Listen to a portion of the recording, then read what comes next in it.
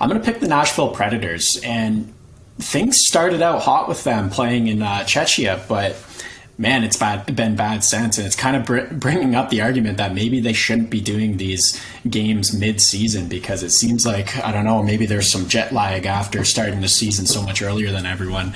They were 2-0 in that series with San Jose, and then since they lost, after that they lost 5 in a row, and breaking that up with a win over St. Louis, who also has been sucking, and then 2 more losses. But I mean, thankfully they just had a huge win over Vancouver, coming back 3-0. So maybe things are going to start turning around. But I tried to dive in deep to find out why this team was underperforming so much, and it's a whole lot of average going on in this team right now. UC Saros has been very average in net after a Vezina caliber season last year.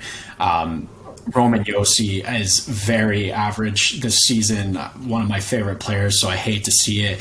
A couple of the other guys, they're coming back down to earth after huge seasons last year, and Matty D and Forsberg and Granlund. So a lot of average going on. They're also missing the depth scoring that they saw from guys like Tanner Jeannot last year, and Trennan and a couple others.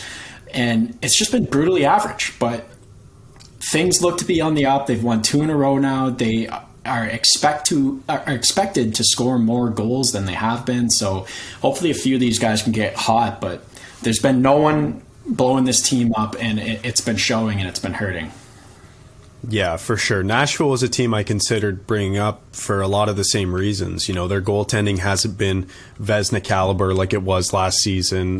They haven't had unreal, incredible performances up front like they had from, guys like Duchesne and Forsberg, et cetera, last season. So it's just like, when we look at this team, and I think we mentioned this in our division rankings episodes before the season started, like, this team had a lot of candidates for regression, including guys like Roman Josi, who had an incredible year, despite how good he is. Like, that's a tough season to live up to and to follow up. So, a lot of candidates for regression, but this start has just been, it's gone beyond that. It's like, now a lot of players are underperforming to the point where it's like, okay, when are we going to see them start coming back up to what they're expected to? You mentioned that they're generating more scoring opportunities than they're scoring at this point. So it's one of those things where you can't really put, a number on exactly what is going on in Nashville. But there is just, something that is not clicking like it was last season. But if any team is going to figure it out, I'm going to say it's this team here, because if they can get goaltending even close to what they did last year, I think that Saros can definitely carry them back up to, playoff contention. And then if they get in, like, who knows? They're built pretty well. So I'm not too worried about the team, but you're right, Case. There is a lot of average here.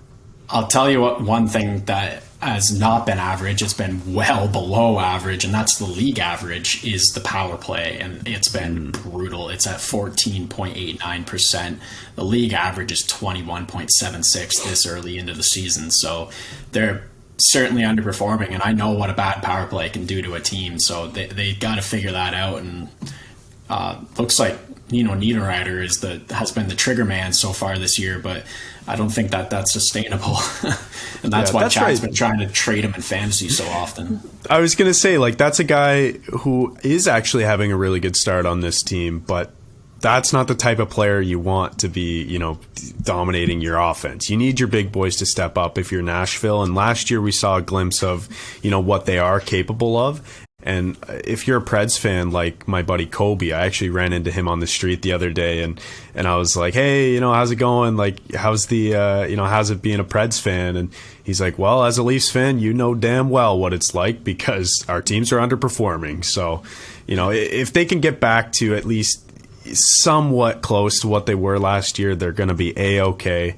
I'm not overly worried, like I said, right now, but yeah, there's been a whole lot of average, and that power play is a bit concerning right now.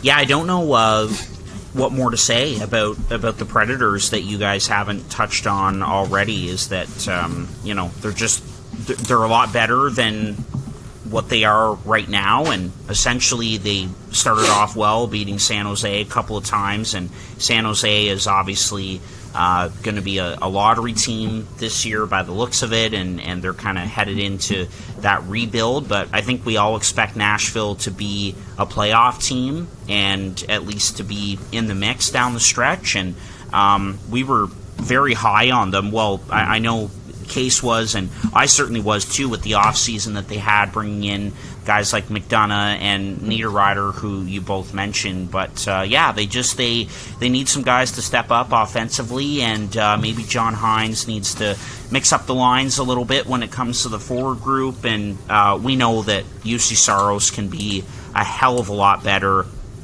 than what he's been so far. He is that good of a goaltender. So, they need to look in the mirror and step up, or it's going to be more of the same. And they should be one of the top teams in this division, which we said going into this season that the Central was looking a little bit weaker heading into this season. Well, without looking, I'll give you guys $10 because Harpy said maybe some lineup shaking.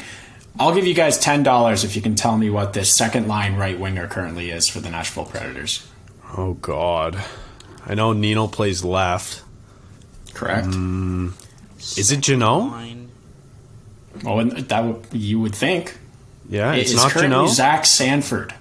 Okay. Zach Sanford I would have is never playing on the guessed. second line right now, and I don't know if that's them trying to shake things up or what it is, but you think maybe you want someone else passing to Nino Niederreiter and Ryan Johansson, but I said Janot because I know he plays both sides, and also that seems like a guy to have in your top six who can retrieve pucks. Isn't necessarily the most talented, but is, a physical presence out there, can retrieve pucks and make plays. Like we saw, had a kind of a breakout season last year, but that's interesting. I would have never guessed that.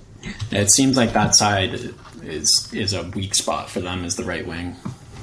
That is very interesting. I was not expecting to hear Zach Sanford's name. My guess was going to be, and I don't know if this was way off or not, my guess was going to be Philip Tomasino in that spot for this team. But Sanford was a kind of under-the-radar depth signing, and, a guy to have in your bottom six. And so, second line right wing for them right now. That's interesting.